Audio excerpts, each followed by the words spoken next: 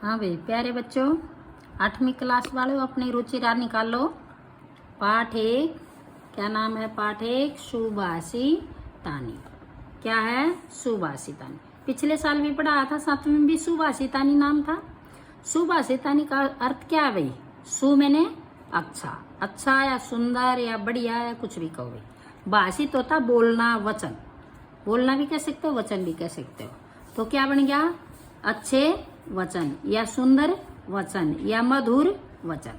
क्या बन गया? सुभाषितानी का मतलब अच्छे वचन, सुंदर वचन या मधुर वचन। तो भाई ये जो पाठ में जो श्लोक दिए हुए हैं, ये भिन्न भिन्न ग्रंथों में से छांटे हुए हैं। बहुत ही अच्छे श्लोक हैं जो हमारे जीवन में हमें धारण करने चाहिए, उनके ऊपर हमें विचार करना चाहिए और अपने जीवन में हमें प्रयोग करने चाहिए। तो ये सूक्ति मंजरी से लिया गया पहला श्लोक। सूक्ति मंजरी क्या है? ग्रंथ है। ये सभी ग्रंथ हैं। नीति शतकम, सूक्ति मंजरी, मनुस्मृति, शिशुपाल वधम और पंचतंत्रम, ये सभी क्या है? ग्रंथ। इनमें से ये जो अच्छे अच्छे लगे उनको छांट करके लिया गया है। तो पहला क्या है पढ़ेंगे श्लोक। गुणा गुणजेषु गुणा भवन्ति ते निर्गुणम प्राप्य भवन्ति दोषा सुसवादु तोया भवन्ति नद्य समुद्र माशादय भवन्ते पेया। नु कह गुणा। गुण क्या होते हैं भाई? जिस आदमी के अंदर गुण होते हैं, अच्छे काम करता है, हम कहेंगे बहुत अच्छा है, वो से भी क्या है? गुण। और नु कहेंगे बहुत निकम्मा है, वो कैसा बच्चा है? गुणहीन, उसके अंदर गुण नहीं है, अवगुण है। क्या है उसके अंदर? अवगुण या दोष, वो है। तो नु कह गुण जेसु, जिसके पास गुण है, अर्थात गुणों वाला आदमी। किसको कहते हैं? जिस आदमी के पास गुण है। गुण जो आदमी रखता है, अर्थात जो आदमी अच्छा है। तो नु कहो उन गुणों की बात किसको पता चलेगी? गुणवान व्यक्ति को। और गुण किसके पास रहेंगे? गुणी आदमी के। गुणा होते बहुवचन, गुणा भवन्ति। नु कह जो गुण शब्द है, ये तो है गुण है। और गुण गेसु होता है जिस आदमी के अंदर गुण है वो आदमी। और ये फिर गुण आ गया, गुण भवन्ति में होते हैं। गुण गुणियों में गुण होते हैं। क्या बन गया? गुण गुणियों में गुण होते हैं। जो गुण शब्द है वो किस में है? गुणियों में। गुणियों में क्या है? गुण। बस यही है। तो नुका ते मैंने वे कौन? गुण। ते मैंने वे किसको गया है? गुणों को। जो गुण है, ते किसको कहा भाई? गुणों को। तो हम कहेंगे ते मैंने वे, ते मैंने वे अर्थात हो जाएगा गुण। गुण आया समझ में? तो निर्गुणम, निर्गुणी, जिस आदमी के पास गुण नहीं, प्राप्त करके, भवंती बना देता, दोषा दोष। नु कहा जो वही गुण, जो गुणियां दो रहे थे वही गुण निर्गुणी आदमी के पास चले जा तो उसको क्या बना देते हैं? दोष। क्योंकि वो आदमी ही निर्गुणी है, गुण रख ही नहीं सकता, उसकी आदत खराब है। तो वो जो गुण है उनकी भी वो बेकार करके दोष बना देता है। इसीलिए कहा है अक भाई गुणवान व्यक्तियों का साथ करो, संगति करो तो अच्छी संगति करो। आदमियों को देख के हमें संगति करनी चाहिए, तभी हमारे अंदर वैसी आदतें बनती है। तभी तो कहते हैं देख करके बैठो, इसके पास ना बैठो, ये बुरा बच्चा है, ये अच्छा बच्चा है। लेकिन हमने जब किसी अच्छे बच्चे को सुधारना है तो उसको 2-4 दिन या उस दूसरे बच्चों के साथ, अच्छे बच्चों के साथ बिठाएंगे, उसकी आदत अवश्य ही बदल जाएंगी। जिसको भी बदलना है वो अच्छे आदमियों के साथ बैठना शुरू कर दे तो उसकी आदतें अच्छी हो जाती। जैसे कि सुसवादु तोया भवंती नद्य। नुका सुसवादु तोया, स्वादिष्ट भी और शुद्ध भी। भवंती मैंने बहता, नद्य नदी में। नदी में कैसा पानी चलता है? स्वादिष्ट भी और साफ स्वच्छ भी। समुद्र में आसाध्य, समुद्र में मिलने पर। समुद्रम आसाध्य है भैया, इसको हम तोड़ेंगे तो समुद्रम क्या बन जाएगा?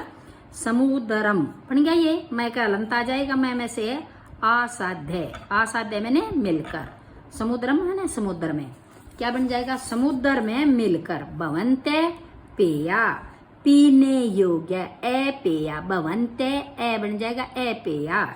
ये देखो ये लिखा, माने भवंती ए पेया, पीने योग्य नहीं रहता। नु का देखो, जब पानी किस में रहता है? नदी में।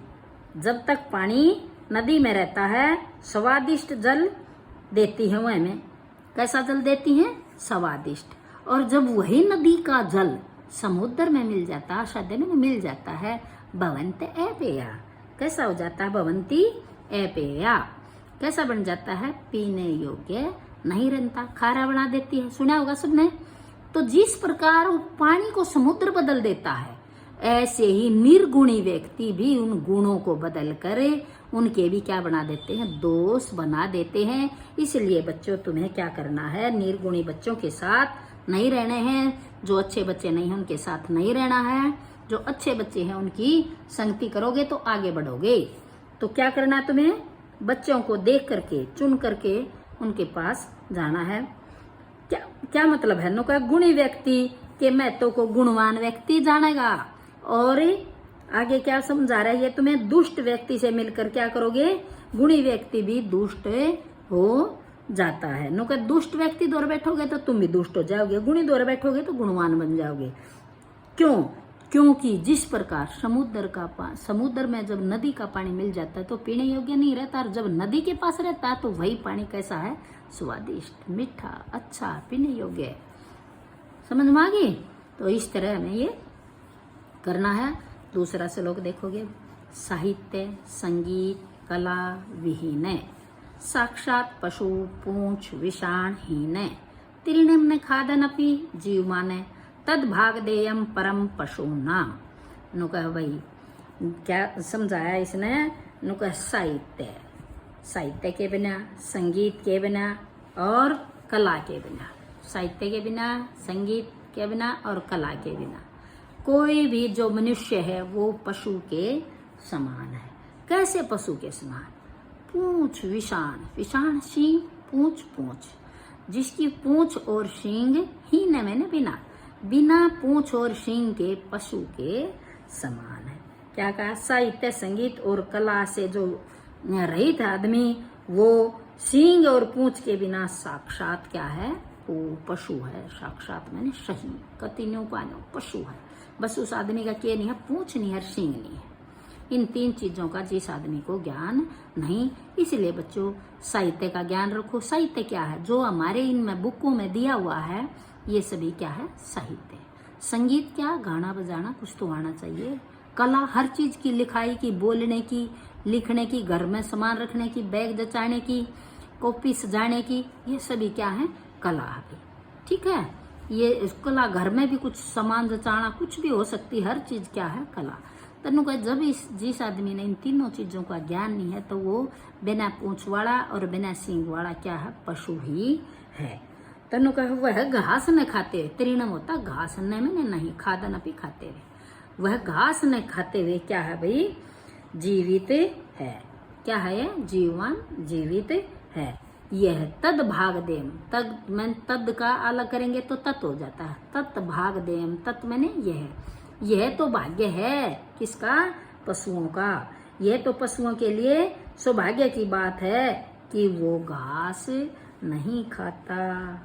क्यों कहा है? नु कहे ना तो इस आदमी हो रहे हैं वो पशुओं के लिए घास भी ना छोड़ता है, उसने भी ठा लेगा, बेच देगा, खा जाएगा, कुछ भी कर देगा। तो भी इसने क्या कहा है? नु कहे पशु में और मनुष्य में क्या फर्क है? अगर पशु को तो इन चीजों का ज्ञान नहीं होता, मनुष्य को तो इनका ज्ञान होना चाहिए, नहीं तो बिना सींग और पूंछ के वो पशु ही हो जाएगा, पशु के समान है। ये तो पशुओं का सौभाग्य है कि वो घास न खाता हुआ जीवित है। अगला देखो, समझ में आ गया भाई? अब ये तीन अलग अलग साहित्य पढ़ोगे, इसको संगीत पढ़ोगे, फिर कला पढ़ोगे, फिर विहीन पढ़ोगे। 4 टुकड़ों में इसको पढ़ा जाएगा अलग अलग। ठीक है? ये समझा रखा है। ये अंग है, नीचे गए है। समझ में आया? संगीत कैसे लिखोगे? स अंग, इसको हलंत ला लो और ये ग पूरा लिखो। ठीक है? और इसके संगीत ऐसे भी लिख सकते हो, बिल्कुल अलग अलग हो गया संगीत। अगला क्या था इससे आगे? साहित्य, साहित्य, साहित्य, संगीत और कला।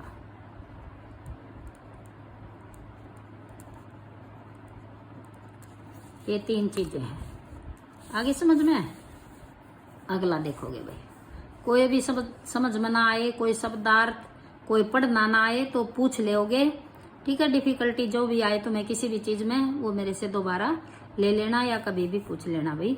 स्कूल में भी आते बेटा हम एक दिन रोस्टर प्रणाली थे, कल आएंगे जैसे हम स्कूल में, तो ऐसे भी पूछ सकते हो स्कूल में आके, एक एक दो बच्चा।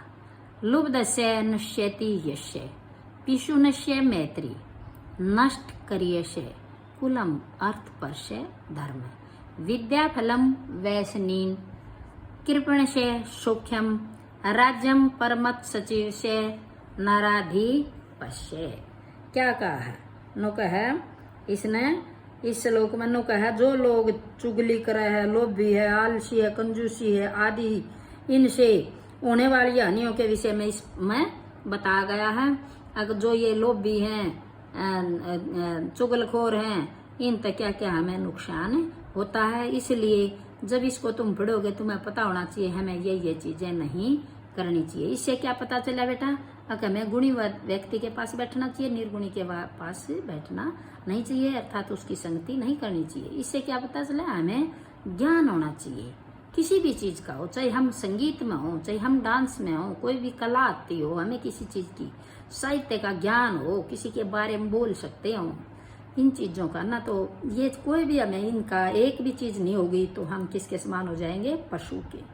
बस हमारा क्या नहीं है? पूंछ और सींग नहीं है, इसके बिना हम पशु जैसे हो जाएंगे। बस ये तो पशुओं का सौभाग्य है कि हम क्या नहीं खाते?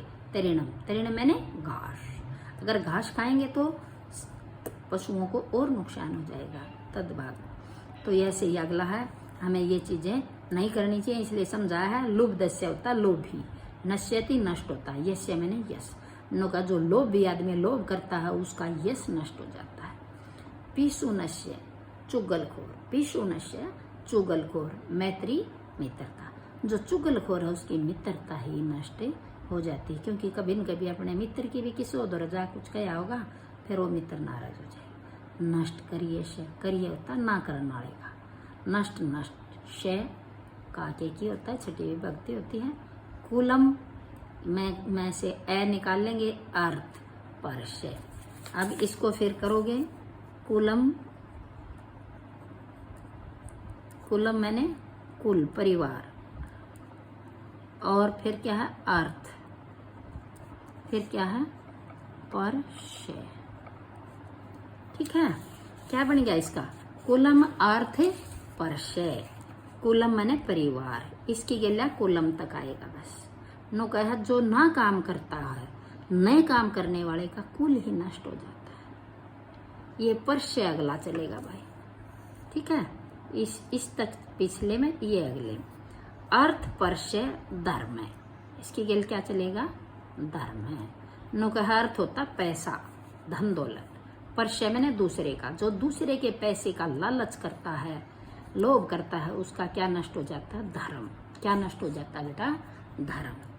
क्या करता है? जो दूसरे के पैसे का लालच करता है या पैसा लेकर मना कर जाता है, उसका धर्म ही नष्ट हो जाता है। विद्या फलम वैसनीन, वैसनीन होती बुरी आदतें, बुरी लत, कोई भी बुराई।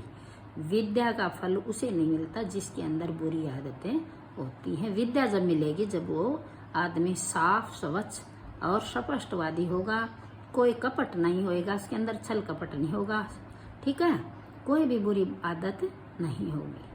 तो जो ये बुरी आदत वाले बच्चे हैं उसको क्या नहीं मिलता? विद्या का फल प्राप्त नहीं होता।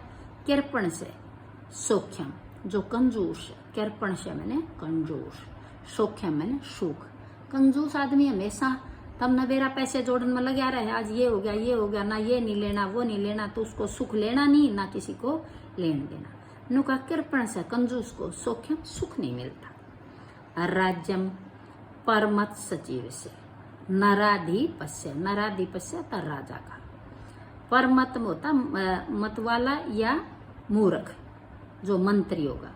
नुका जिस राजा का मंत्री मूर्ख होगा उसका राज्य क्या हो जाएगा? नष्ट हो जाएगा, क्योंकि मंत्री का अच्छा होना बहुत जरूरी है। मंत्री गुणवान होगा, ज्ञानवान होगा तो राजा राज्य को आगे बुलंदियों को छू लेगा, उसका राज्य बहुत आगे बढ़ेगा।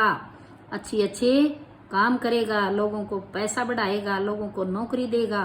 तो उन्होंने कहा जिस राजा का मंत्री कैसा होगा, मूर्ख होगा, उसका राज्य ही नष्ट हो जाता है। इसलिए जो ये बुरी आदतें हैं ये भी किसी में भी नहीं होनी चाहिए। इनको छोड़ दियो, काम करो, मेहनत करो। अगला और देखो थोड़ा सा, अगला करते हैं हम श्लोक। क्या है भाई इसमें? 7 है, 3 ही करते हैं। चलो आज बहुत हो गया बेटा, है ना। इनको याद करोगे और क्या करोगे, साथ साथ लिखोगे। मैंने कल भी शब्दार्थ लिखवाए थे, है ना। ये काम करो, कॉपी लगा लो बेटा, साफ कॉपी में इनके ये लिखोगे ऊपर और नीचे इसके सरलार्थ लिख के नीचे इसकी हिंदी लिखोगे जैसे मैंने समझाई है, ठीक है। इसका भी मतलब इसके नीचे लिखोगे 2 लाइनों में। और ऐसे ही एक दिन में और ये अपना ये चैप्टर पूरा हो जाएगा। धीरे धीरे अभ्यास करेंगे और शब्दार्थ फिर याद करोगे, ठीक है ना। अब ये शब्दार्थ है तुम याद नहीं करते, करया किसी ने। अब भवंते पेया, भवंती जमा में ए पेया, आगे वही जो मैं समझा रही थी, पीने योग्य नहीं होता। विषाणहीन आगे ना, शीन के बिना। खादन अपी, खाते हुए भी। तो ये सभी याद करने हैं। नराधिपस्य आ गया, नर जमा में अधिपस्य राजा का। व्यसनीन बुरी आदतें, बुरी लत वाले, जिसकी क्या नहीं होती, विद्याफल नहीं मिलता। तो इस तरह ये सारे शब्दार्थ याद करोगे और इतना ही काम करना है भाई। सभी बच्चे इसको लिखेंगे, शब्दार्थ पहले लिख देंगे पाठ के। अब जैसे जैसे मैं इनका सरलार्थ करवा रही हूँ वैसे वैसे याद करोगे, ठीक है। ओके ओके बेटा, बाय।